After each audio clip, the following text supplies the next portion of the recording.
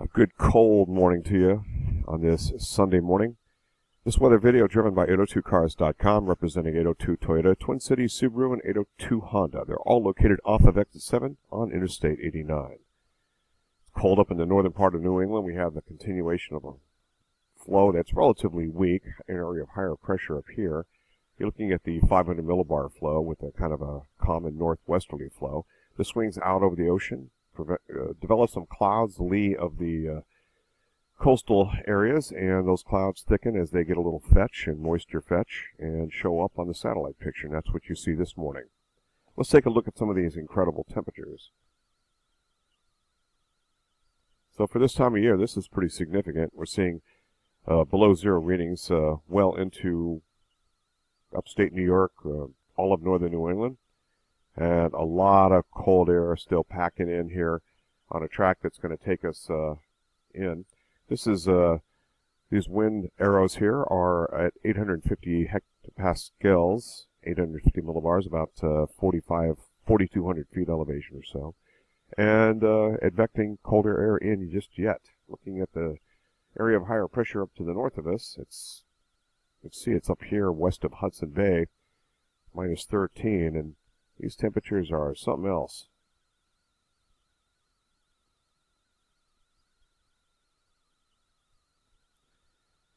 So a lot of this cold air, typically this Arctic cold air, finds the lowest valleys and kind of oozes and flows like molasses.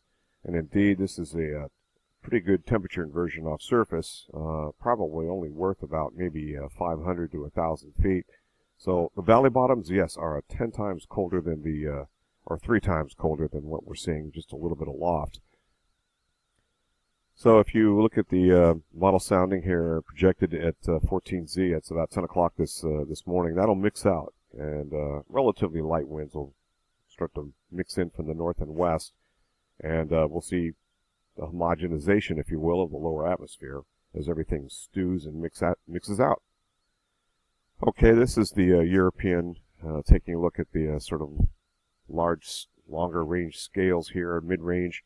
You can see that area of higher pressure. I'm going to stop right there. This is valid 18Z on Monday, about 2 o'clock in the afternoon.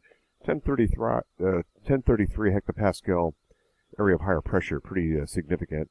Consider this like Mount Everest, and this is oozing that colder air in from the north and west, as the models have been showing, and as the surface analysis has shown. Here comes that 1030 high. Oh, but look to the south. That's the nor'easter we've been worrying about. That would be nor'easter number 4. And right now it looks like it continues to take a track along coastal areas and point south out to sea.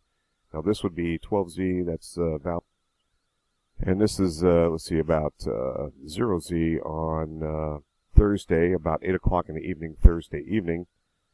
And not a lot going on. It's going to be a long stretch of dry weather. We could use it, take a little break from all the big action. That's our next big weather maker up here in Vermont, as so advertised, unless we get that nor'easter that tracks north, and that has been the history. Again, this is coming up on 7.5 days out here. So this is our next weather maker. It looks like it's cold enough to snow northern areas, maybe a tiny bit of mix in southern and central parts of New England. We'll see how that works out. GFS temperature anomalies, you can see we start at the bottom here. We gradually warm back up. This is running about 25 degrees below normal for this time of year. Looks like we make a run toward about 5 below normal and near normal temperature, and then really cross that line after the 26th, 27th, and then looks like we go a little bit above normal. And I would say sugars, keep an eye on this, about the 28th, 29th.